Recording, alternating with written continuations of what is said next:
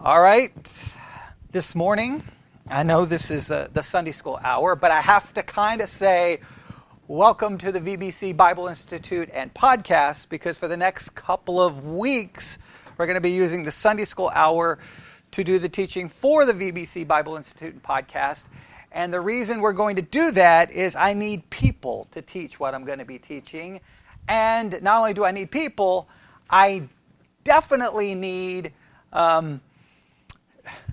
You're going to have to participate. That's what I'm going to need. I'm going to need your participation. I'm going to need you, of course, anything you can, any questions you ask because you don't understand something, or any feedback that you can give during our comments can be very beneficial, because there's a good chance that people listening elsewhere will be like, I got this question, so you could already be helping with that. So I'm going to need your help in doing all of this, and hopefully together we can produce something that will benefit all the people listening all over the world. So does that make sense?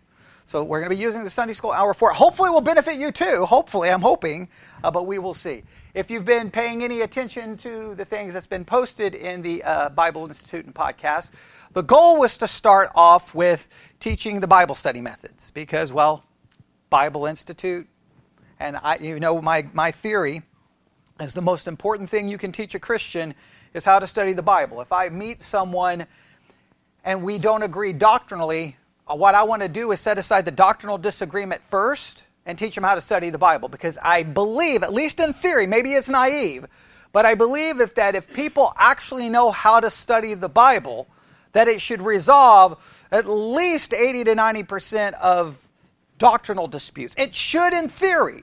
Now, it doesn't ever seem to work that way, and I think part of the reason it doesn't work that way is because people don't actually study the Bible, okay? I think they violate like 900 principles of Bible study. So, but you also know, because I've stated this a million times here, that one of my greatest frustrations is I can teach 1 million people how to study the Bible and no one will actually study the Bible. So what I decided to do for the VBC Bible Institute and podcast was to start with trying to motivate people and try to explain to them why they should want to study the Bible. So I did a mini course on Psalm 119.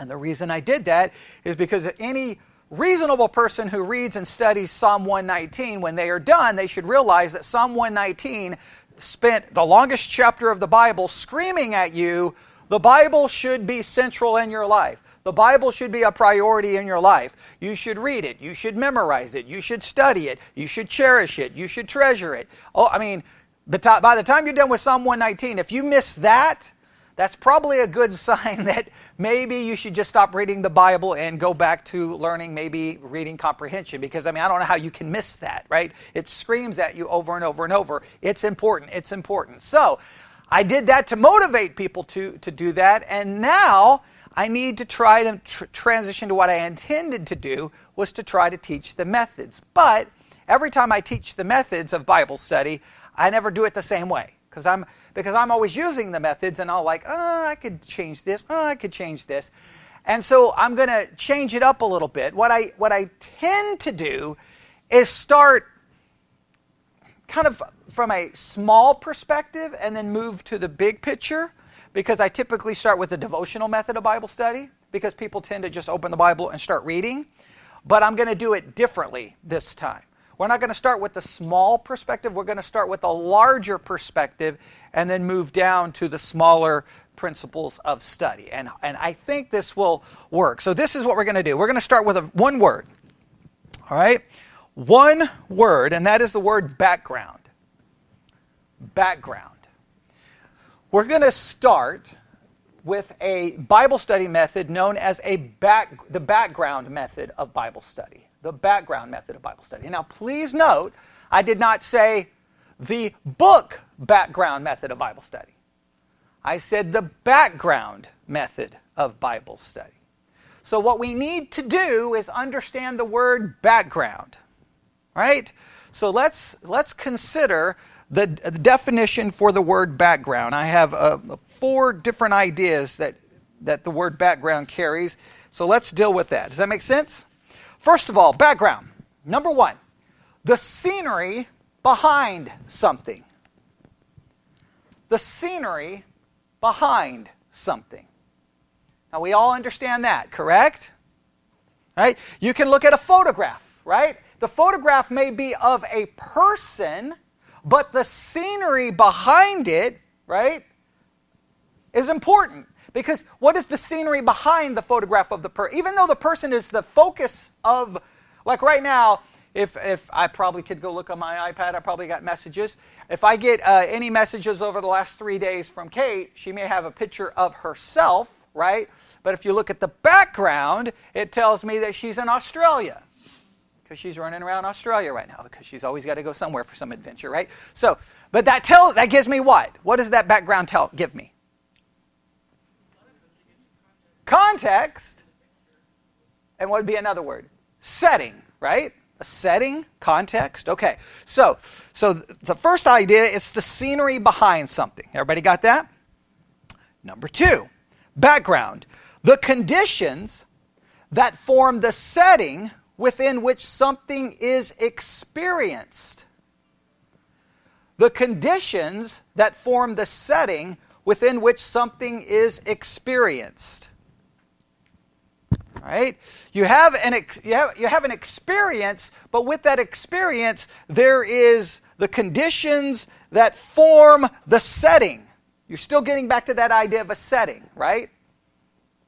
If you just tell me the experience itself, I may not have a full understanding, but if I get the background information, now what do I have?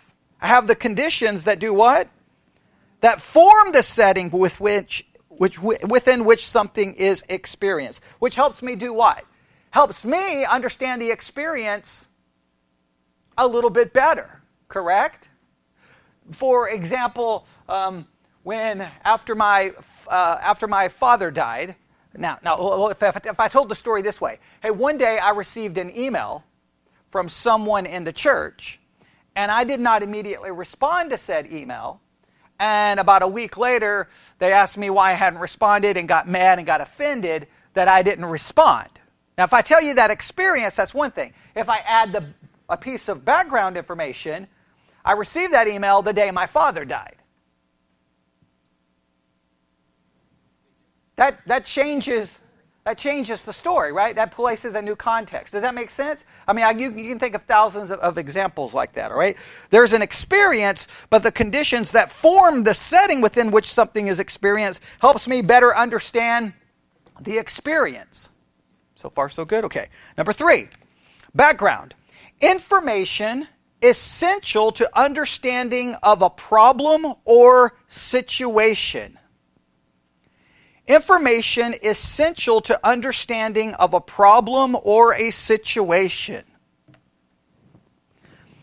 I may hear about a problem. I may hear about a situation. To truly understand it, what do I need? All the background information. I need all the background information. Let me read that one again. Number 3, information essential to understanding of a problem or situation.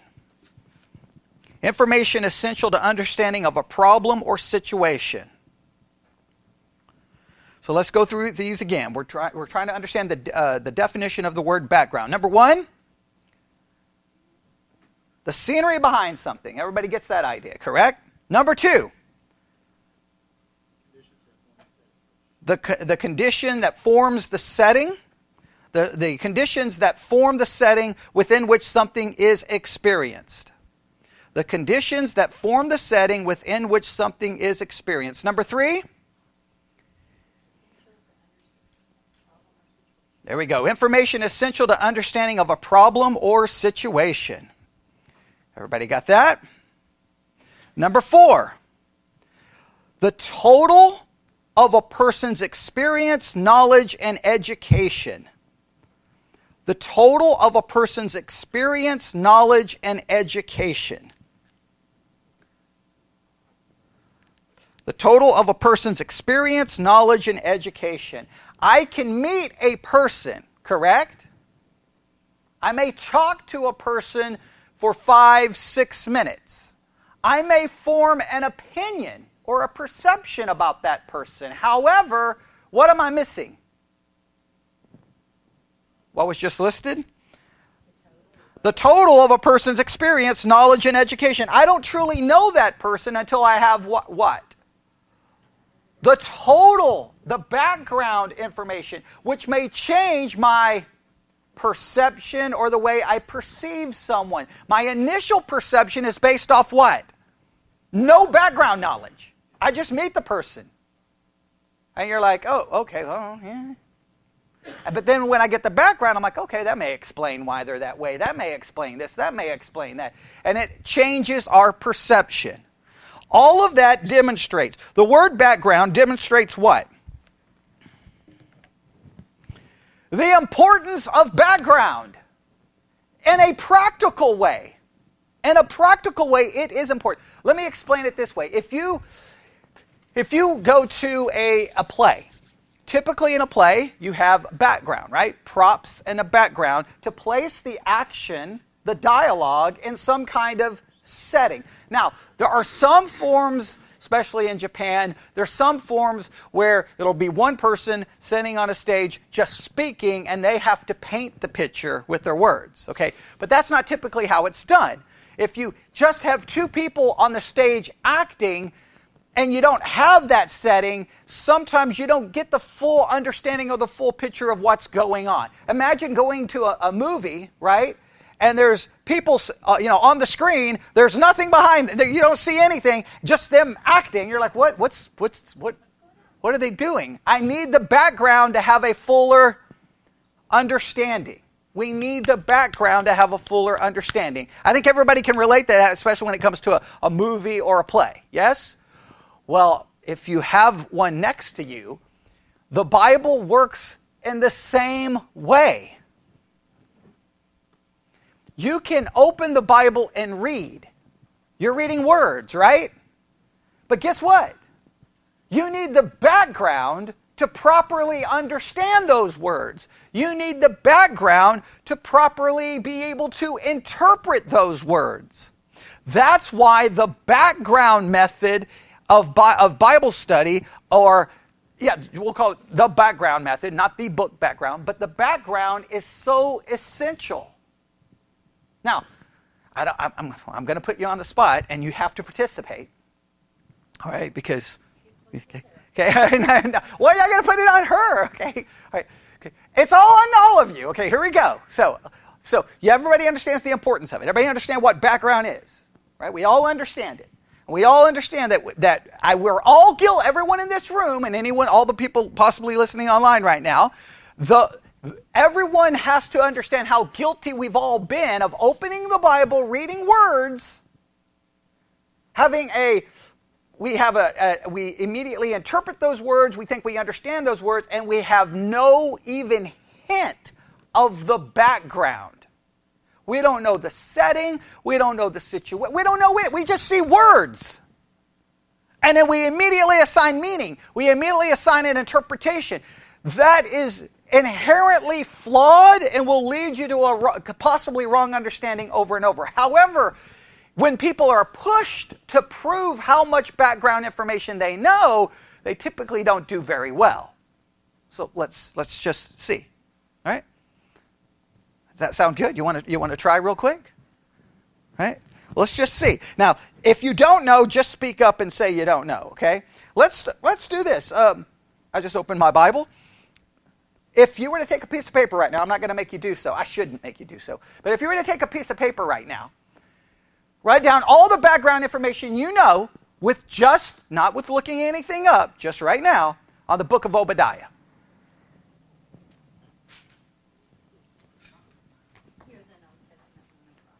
Okay, he was an Old Testament minor prophet. That's something. That's something. Anything else you know? Do what? No, it's been a while, okay. It's a short book, okay.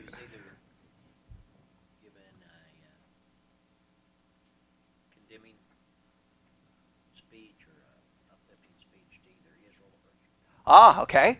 So so you're basically saying he's a prophet that's delivering a message of either condemnation or encouragement, either to Israel or Judah. All right, there's some important background information. Okay, he's bringing in the divided kingdom, right? Bringing in the prophetic idea. Okay, there's some basic ideas. All right, how about 1 Peter?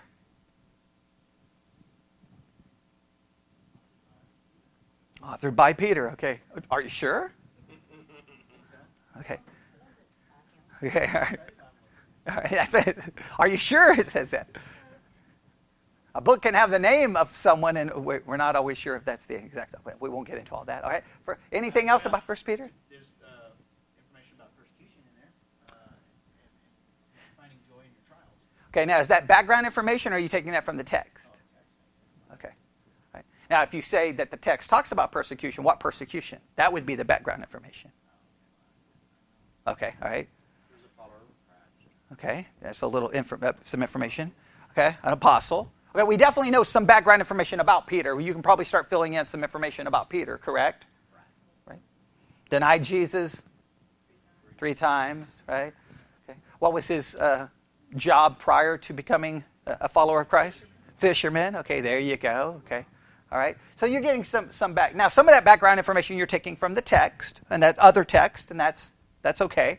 All right. That's part of forming a background.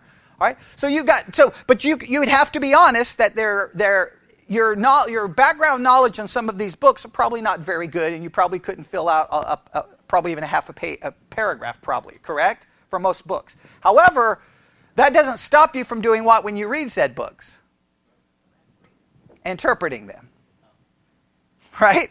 You read and then you do what?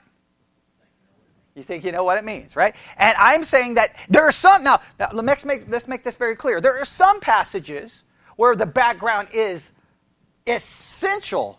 If you've learned anything in this church, our study of the book of Hebrews, if the background of that book absolutely changed the entire way we were going to interpret the book. In fact, we kept bringing in the background information over and over, which... all the commentaries we felt were ignoring the background, right? There were some of those warnings they were getting into going, this is a soteriological warning. Can you lose your salvation? Can you not lose your salvation? And we were like, background, this is about the Jews losing what they believe is their means of salvation because they're not going to have priest, temple, sacrifice, anything. That changes the whole meaning of the book, right? That was where, that probably the study of Hebrews may have been the first time. I mean, I always knew background was important, but that absolutely, completely blew my mind how the background of a book could literally transform the way you interpret the book. And so many commentaries seem to ignore said background. Does that make sense? So we have to understand the importance of it. Now, here's what we're going to do. Typically, when I teach a Bible study method, I typically just give you the steps, right? Here's step 1, step 2. We're going to throw that whole concept out. We're going to engage as a group in background study, right? And then we'll kind of formulate the way it's to be done. Because I don't know with background, I don't know if there's a step 1, step 2. I know that the methods are written that way. Here's step 1, step 2. But I don't really think you can pull that off with the background method. I think with the background method, if we were to summarize what the background method entails, it's this. Discovering, researching, and finding all background information that is relevant into understanding, are you ready? A book, a person, or a subject. The background method, and that's why I did not say book background, the background method involves gaining all information through research, through study, that will help you better understand a book, a person, or a subject. Now, typically people restrict it to a book background method, right? So then they're like, okay, I'm getting ready to study the book of Obadiah. Let me do a book background method. But I will argue, once you start reading the book of Obadiah, you may need to stop and do a background study. Okay? So a background method is really, what are you trying to do? You're going to stop and do research and study to determine all important background information that helps you understand what? Book, person, or subject. All right? That pretty much leaves it open, okay? Now this is very important. When doing a book background method, this is the one, there's a number of them, but this is a method that absolutely 100% requires what? This requires outside materials.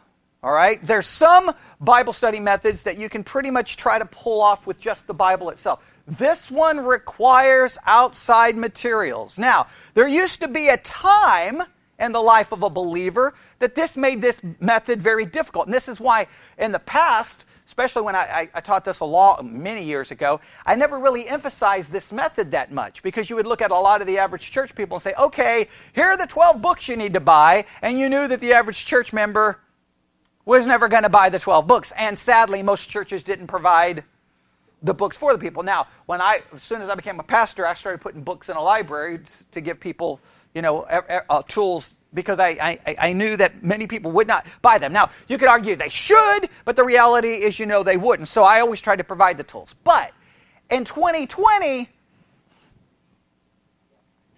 the tools are on your phone. Okay? There really is no excuse in 2020. In fact, Christians today should know the background better than at any time in the entire history of Christianity. Because literally, all the background to all the books of the Bible, all the backgrounds to all the people of the Bible, all the background to everything mentioned in the Bible is easily available in the palm of your hand, is easily available on any type of electronic device. The fact that Christians know less today than their forefathers in the past is because the people in the past wanted to know, and the people in the present don't care to know. All right, and that's just a reality. I mean, we can make all the excuses in the world. They didn't have all of that information, and they still got it. All right? I mean, again, sometimes I'm blown away when you go back and read some of the church fathers, and you're like, man, their understanding, and you're like, they didn't even have the ability to look up what we have the ability to look up. So there's no excuse, but you have the ability. So here, what do you think, for a background method, what do you think are the basic tools a person would need? A Bible dictionary. Now, everyone in this church, you should have a Bible dictionary somewhere near you. If you don't, find it right now. There's one back in the sound booth, because you're going to need it. There's one up here if someone needs one. Anybody need it? Okay, I'll set it right here if someone needs it. All right. Just leave that. Okay, make sure you have one. All right. What else? Bible encyclopedia is always good to have. All right. Bible dictionary, Bible encyclopedia. What would be another good thing to have? Commentary could be. That usually deals more with the text, but sometimes a commentary will provide at least minimal background information. Okay. Now, this is where study Bibles are actually okay. All right. Study Bibles can be. I got one right here. Right. I got one going to be arriving tomorrow called the Ancient Faith Study Bible. It's filled with nothing but references from the church fathers. So it's a relatively new Bible. So I can't wait to get it tomorrow. But this is the KJV Study Bible with a bazillion notes in this thing. Okay. So this is a good thing. What's another? Someone's missing one very important thing. What? Bible handbook. Yes, Bible handbook. Bible handbook. It's always a good one. We've talked about this a million times. And because Bobby was pointing out that sometimes doing background is pulling from other parts of the Bible. So whenever it comes to pulling from other parts of the Bible, what are two very almost essential tools? A concordance and topical Bible. Concordance and topical Bible. All right, so let's go through the tools again. To do a background study of any kind, whether you're trying to focus on a book background, whether you're trying to focus on a person, whether you're trying to focus on a topic, what are the essential tools? We all said the first one, Bible dictionary. Number 2, okay, study Bible is very important. Number 3, encyclopedia. Number 4, Bible handbook. Number 5, concordance, and a topical Bible. There you go. Those are essential tools. All of those tools are easily available online, and probably 99.9% of them are free. Okay? There's maybe a couple. And if you're looking for BibleHub.com, I think that the Bible Hub has an app. That's a great one. Right? They have dictionaries, encyclopedias, and commentaries, and topical studies. All right? BibleHub.com is a great one. Blue Letter Bible app, I have it on my thing. That helps with, that's usually more dealing with specifics like the meaning of a word, Hebrew, Greek, but you can also do some other searches there. Those are 2 good ones to have on your device. And there's probably countless others, but those are very helpful right there. All right, now, this is what we're going to do. Instead of giving you the steps, well, we're going to do together, we're going to do at least 12 background studies together. All right? Because if you remember, we kind of started this when I bought the dictionaries for everyone, correct? So we're going to go back to that, which I started for you, but we're going to put all of this together for the Bible Institute podcast, because, again, like, y'all may take a lot of this stuff you learn for granted. There are a lot of people who've been to church 20 years, they don't have a clue how to do any of this stuff. So that's why I try to put this stuff out there, because there's people trying to learn, they don't know how to study the Bible. They don't even know where to begin. They don't have a clue. They don't have an idea. If you don't believe me, go find all your friends who go to other churches and just sit down and say, talk to me about how you study the Bible. And they're going to I go buy a Bible study guide. I read it. I underline a couple of words. And then when you start hearing how they interpret it, you're like, oh. And what you should do when you start hearing them interpret the Bible is not say, you're wrong on your theology. You say, we need to get together and I need to teach you how to study the Bible, because hopefully that will fix some of those problems. So we are taking the time to try to get this out there so that we can benefit other people and then hopefully benefit yourself as well. So this is what we're going to do. If you have a Bible, go to the Old Testament and find the book that comes right after the book of Daniel.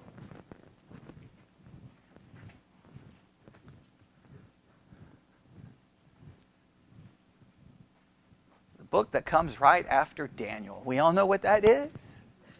Hosea. All right. And what does that tell you? I know this church knows. What section are we entering into? The minor prophets. Now, we may have to figure out why they're called the minor prophets. Who came up? Does anybody know who came up with the term minor prophets in church history? Who? Augustine? Okay. That's where most people believe you started using the term, all right? Okay. Now, we could get into looking this up, but we're going to start with Hosea, and we're going to go through all the minor prophets. Why am I going to start with the minor prophets? Because if I was to probably ask you about background for all the minor prophets, you probably would be not knowing, right? I mean, we've studied the minor prophets here a long time ago, but these are not books that we typically read on a regular and consistent basis. So as a result, I want to benefit you, because if you know the minor prophets better, then that's wonderful. And the background will probably be background that you don't know. So, now we could go do background some of the other books, and you may not know it right now, but as soon as we start, you'll be like, oh, okay, yeah, I remember that. Okay, I remember that. There's going to be stuff here you're going to be like, huh, what? Who? When? So let's start with, we're going to do, how many people have a study Bible currently present? You got 1, 2, 3, 4, okay. All right. What we may do is, we'll have people look at their study Bible, see what we find. But we all know one tool everyone has currently available to them, and that is a Bible dictionary. And this is very important, okay? Listen carefully. Now, I've got to stress this.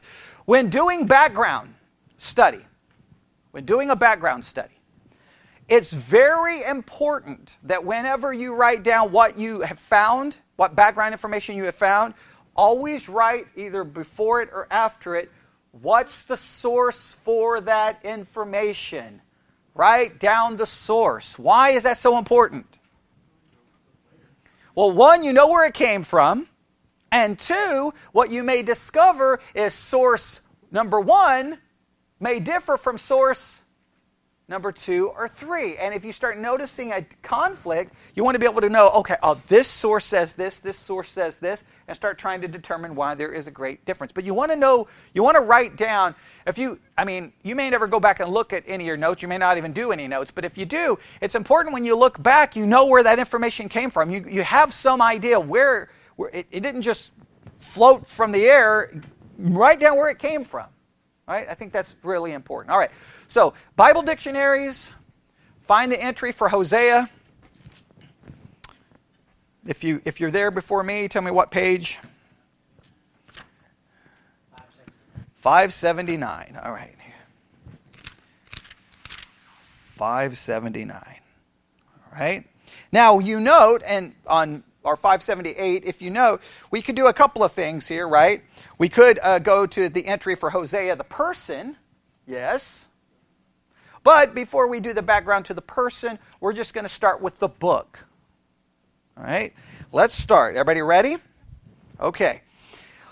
Now, as we go through this, be thinking, right? Now, again, once you, and you know this, once you open the Bible dictionary, it's really hard to go, look for number 1, look for number 2. Really, you know what I'm saying? It's hard to say, here are the things you need to look for. Let me just emphasize this. When you're doing a background study, what is the most important thing is finding that information that is critical and helping you do what? Understand the book, understand the person, or understand the topic. You're going to be bombarded with information, correct? I mean, once you start looking at dictionaries and this, you're going to be like, man, I got a lot of information here. You want to know what is critical to helping you understand the book. Now, the other stuff may lead to a different study, but when you're doing the background study, your focus is getting the background information that will help you better understand book, etc. Does that make sense? Okay, I hope it does. All right. This. All right, let's start. Page 578, Hosea, book of. What's the first thing we learn? It's a prophetic book of the Old Testament. Stop right there. All right, it's a book of prophecy. It's a book of prophecy. Now, that's a key background detail, right? Because what immediately... Now, this is hard. Now, this is going to be hard here because I'm trying to think about teaching. Like, if I was teaching this, it's easy to teach you guys certain things because I just assume you know things because I've only taught you like a million times. But there's people currently listening online who probably have no clue where to even begin. But for you, and for those listening online, as soon as I hear that it's a prophetic book, I immediately stop and go, okay, this is critical in how I'm going to interpret the book. Because what do I have to consider every time I read a prophetic book? What are the things I have to consider? Okay, it's going to give me prophecy. And prophecy is usually it's not only the forthtelling of God's word, it's foretelling something that's coming, right? So I have to determine as I'm reading the prophecy, is this a prophecy that has already been fulfilled from my perspective, right? I'm looking back. But from the original recipients, it was something in the future. In other words, is it a prophecy dealing with something coming, and for me, it's in my future, or possibly in my future, or in the future of humanity, or is it in our past, but in the future for the original recipients? Does that make sense? And what is the way of thinking that should always drive the way we read a prophetic book? The first thing we look for is, has it already been fulfilled? We do everything in our power to determine if it's already been fulfilled. Okay? Then, if we come to a conclusion that no way this has ever been fulfilled in history, then and then only do we look for a future. This is a key. As soon as I'm told it's a prophetic book, that's immediately I'm going to go into this mindset. Okay, oh, there's a prophecy there. What's the first question? Has it been fulfilled from my perspective? If it has, then I don't look for future, and then I go back and try to determine how and when it was fulfilled in our past and to whom. Yeah, very good. All right, everybody got that? So it's a prophetic book. Now, right there. Now, you already know it's a prophetic book, but I'm just saying, you always need to be reminded. I mean, we all know it's a minor prophet, right? But there's some people who do not. And there's some people who don't read it in light of, or some people know it's a prophetic book, but they don't even bother to think about how that should change the way they interpret it. They interpret a prophetic book the same way they interpret poetry from the Psalms, the same way they interpret a proverb. And you can't do that. This is a completely different animal. Does that make sense? It's a prophetic book. That didn't take long to get some background information that's critical, right? It's prophetic. We're moving along really good, okay? A prophetic book of the Old Testament that emphasizes God's steadfast love for his covenant people. Stop right there. Now, when you're doing a background study, this is an important warning. What just happened in that Bible dictionary? They're offering their interpretation of the book. Correct? It's a prophetic book is a statement of fact. What the book is about, or what the book emphasizes, that sometimes becomes a matter of interpretation. Yes? Now they may be right, but you don't want that down as background information. You do not want that down as background information. Because that will lead you to doing what? That is giving you a narrative that you are going to read into the text. We want to derive the narrative from the text. We don't want to read the narrative into the text. Does that make sense? Okay? People can do that with a movie. People can do that with a novel. Oh, this novel is about racism. And then you read the novel and you read, oh, that's what it's about. And you're like, time out.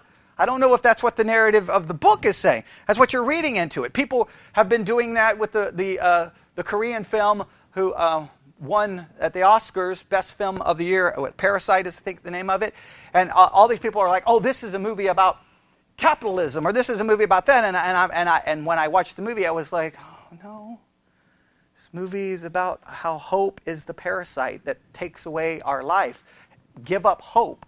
Hope eats away at your life, okay? There's a meaning, there's a message here. I'm like, how do you miss this? Opening shot demonstrates that these people are poor, and the whole thing that eats away at their life is they believe that there is hope to no longer be poor. Give up hope, and then the parasite will stop eating away at your life. Interpret the movie right, people, okay? But if you hear that, then guess what you read into it? Exactly. So this is dangerous about doing background, because this is giving you their narrative for the book. Does that make sense? Now, they could be right. So what do you do with this? Just set it aside.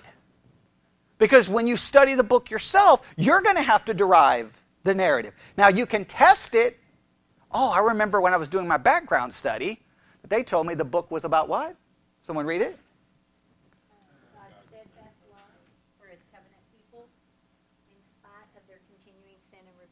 Okay, God's love for his covenant people in spite of their ongoing sin and rebellion. All right. Now that sounds really good, and there's a good chance that that may be correct. But we want to set that aside, and when we do our own study, if we come to the same conclusion, great. If our conclusion is the book is not anything about that, then that's a good sign for us to go, I wonder how many other people believe that that's what the book is about, right?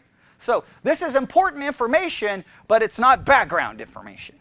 Be able to determine what's background and determine what's not background. Does that make sense? Okay, so that was I'm glad that was there. The book is named for its author, the prophet Hosea. All right, so who's the author? Hosea. Now, at this point, we could do what? We could go study, but we won't for now. We won't for now. But we get kind of an idea of who it's written by. Now, we still got some other things to determine, but what do we learn about Hosea here? Let's see what they do here. Who demonstrated God's steadfast love in dramatic fashion through his devotion to his own unfaithful wife. All right. He demonstrates what? God's steadfast love in his devotion to his unfaithful wife. Now, this is giving us some information. We still want to be somewhat cautious, right? We still want to be cautious because, now, if you've read the book, you know that there's a lot of truth there. But again, whenever you get this kind of information, you want to be like, okay, are they giving me an interpretation or are they giving me background information? All right, but what's the key background information you take away from that? Hosea is the author. That's the background information. So far we've got 2 points of background information. What are they? Number 1, it's a prophetic book, and number 2, it's named after its author, Hosea. That's background. All the other stuff is other things. Does that make sense? All right? Okay. I want you to be able to determine, see the distinction between the kinds of information coming at you. All right? Now, what do we have next? Structure of the book. Structure of the book. Now, let me ask you. Do you believe structure of the book is critical background information? We can have a debate. I got one yes.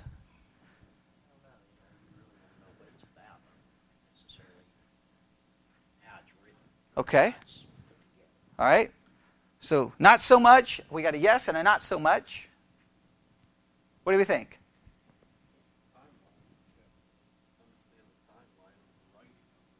Okay, yeah, that would be more important than, I think, structure. Put it there. I would believe structure doesn't really help me fill in the setting and the picture the way we looked at the definition of the word background. It may give me some structure and how to put it together, but it's not critical. So we'll come back to structure because I agree that if it is important, it's not essential to giving me the background that I need. Does that make sense? Structure is more important for what? Outlining, understanding sections, how one section relates to another. It really gets into taking the passage of the book apart, not really giving me the background. Okay? So we're going to skip it for now, all right? We're going to skip it for now. We'll come back and see if it does. Now, we'll come back and read this section, and it may prove that we're wrong. All right, but we'll wait and see. So,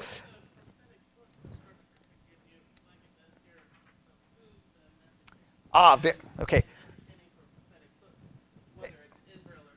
Very. It could be. And that's a good argument for how the structure could be important background. But we'll skip it for now. We'll come back, and that's why I said we could prove to ourselves, this structure was actually important to the background. But for now, we'll jump to what jumps out as more pertinent background information. Looking at those headings in your dictionary, what's the next thing that just jumps out like this would be important background information? Authorship and date. All right? And what do we find? The undisputed author of this book is the prophet Hosea. Don't you love when that happens? I love when I read the undisputed author, right? That means I don't have to get into 8 years of debate and study on who actually wrote the book.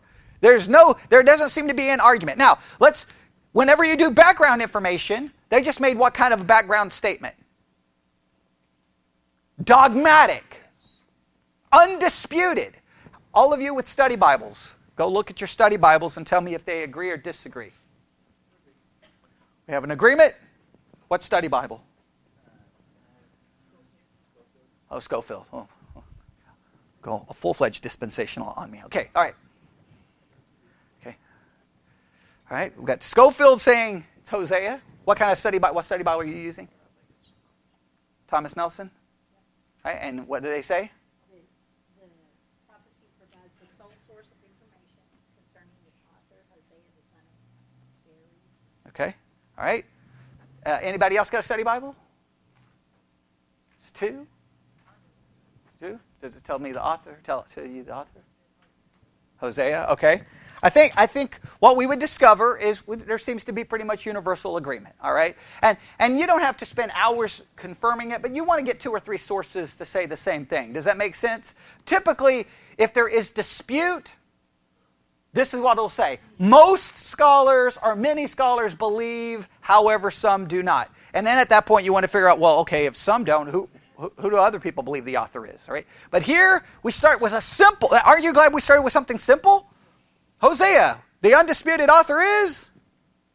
Hosea. That's good news. All right, let's continue. So far, so good. The undisputed author of the book is the prophet Hosea. Identifies himself in the book as the son of Beeri. Right? Chapter 1, verse 1. Look at your Bible if you want to. The word of the Lord that came unto Hosea, the son of Beeri. Right? In the days of Uzziah, Jotham, Ahaz, Hezekiah, kings of Judah, and in the days of Jeroboam, the son of Joash, king of Israel. Man, you talk about that one verse could be a year of background study, right? Do you see how that, because you could then start doing what? A background study of every individual. You start with Hosea, and then you have all of those kings.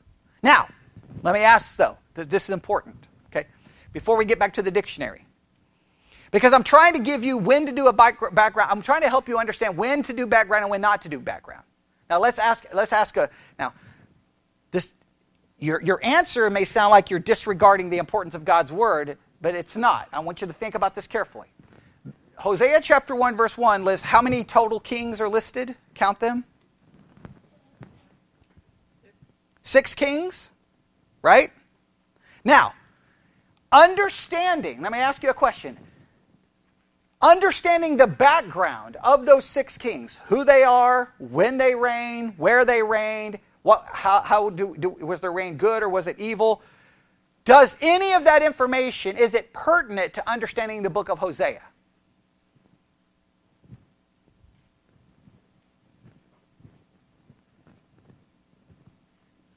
Read the verse. What does the verse say about these kings?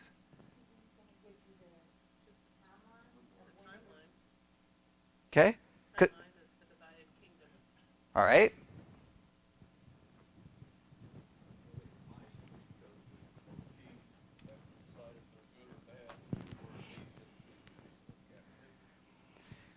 Okay, well, this is what we know. The word of God, right, the word of the Lord comes to Hosea, right?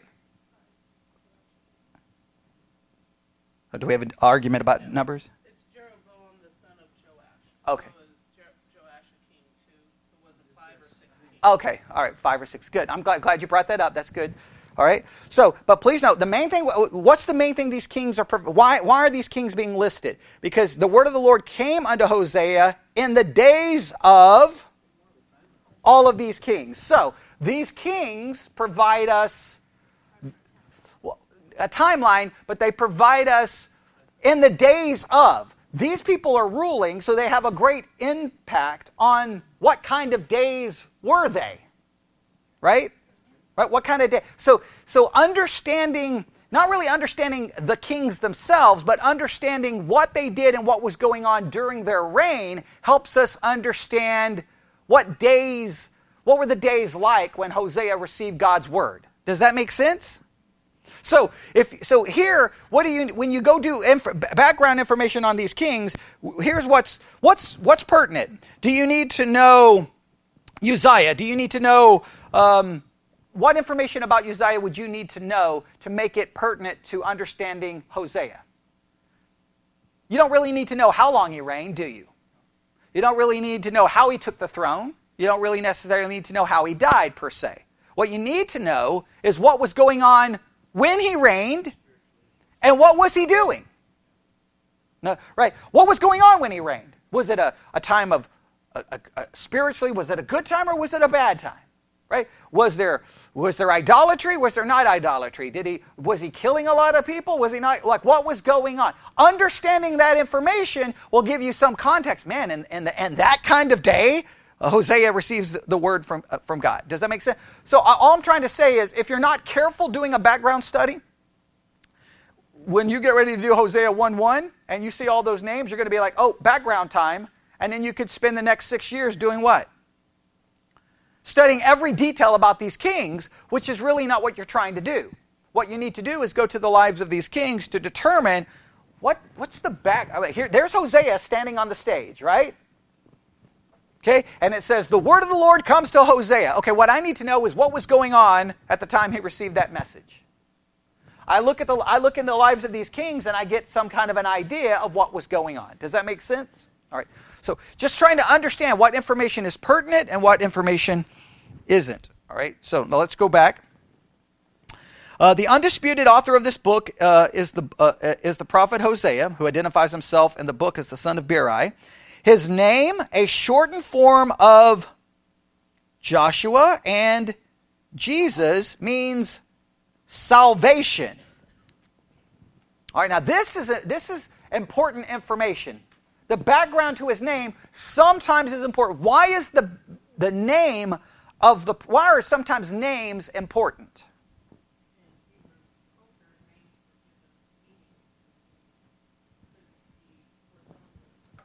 Okay, the name sometimes served as a picture or a symbol of what was going to happen, is happening, or their mission or their purpose. Now, they make a dogmatic claim. What do they say about the name?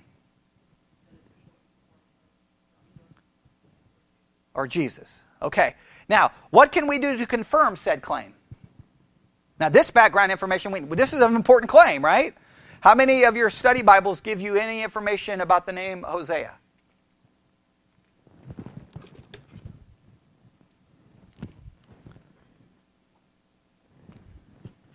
I'm going to grab my study Bible here.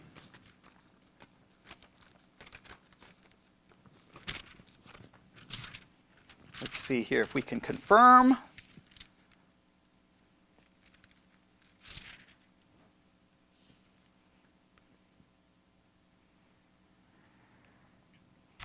All right. They don't say anything about the meaning of his name.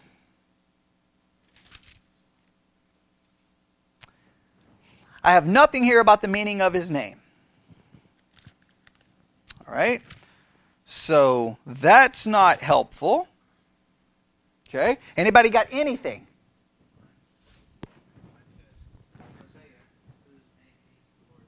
Okay, there we go. All right. There. Well, and that's Schofield. Strong says the same thing. Hosea or Hoshea or Oshia means salvation. Okay. So the name means salvation. Means salvation. Now that's important, right? That gives us a possible idea. He may have a message dealing with salvation. There we go. Or something about his prophetic. Remember, sometimes the Old Testament prophets, they not only prophesied with their words, but with their actions, because their actions served as a symbol. So there's going to be possibly a message of salvation in this. All right? And we had 3 sources backing it up. All right? So whenever you're studying background information and you see a dogmatic claim, you always stop to confirm it, and then you write down all the sources that we got that from. So let's go through this quickly for review. What background information have we derived so far about the book of Hosea? What have we derived so far? Number 1? Okay, well, it's a prophetic book. We'll start there. It's a prophetic book. Number 2, Hosea is the author. Very good. All right. Number 3? We have at least a understanding of the times in which he received the word, right? Now, we don't know anything about those times yet because we haven't studied it, but we at least got that, okay? And then next, his name means salvation. Any other pertinent background information that we've derived so far? Not really. But that's some key information, is it not? We definitely know who wrote it. We don't even have to worry about that. We definitely know it's a prophetic book. That sends off a little alarm in my head. Okay, when I'm interpreting this book, try to determine if the prophecy has already been fulfilled or if we are still waiting for it. That's important. Okay, all right. I'm getting at least a picture of he received the word during the times of these kings. Okay, now we have to fill in that at some point. We'll try, but it gives me an idea. And then I know that his name means. So possibly this is a message of salvation. Everybody got that? Yes? All right. We'll stop there. and we'll use Sunday school, but we may use other times. We're going to do background studies. And please note, you see why I'm not giving you steps to do it? Because there's no real, trying to do a step would be hard here. What I want you to do is you just start, you've got to engage the material, and what's probably the most important lesson I've tried to teach you? Trying to determine what information is pertinent to a background study and not getting sidetracked with the other stuff. Trying to go, this helps me with the background. This paints the picture. This gives me the setting. This gives me the information. This helps me, that's important, but it's not for the background. Yes? Okay, that's probably key. All right, we'll stop right there.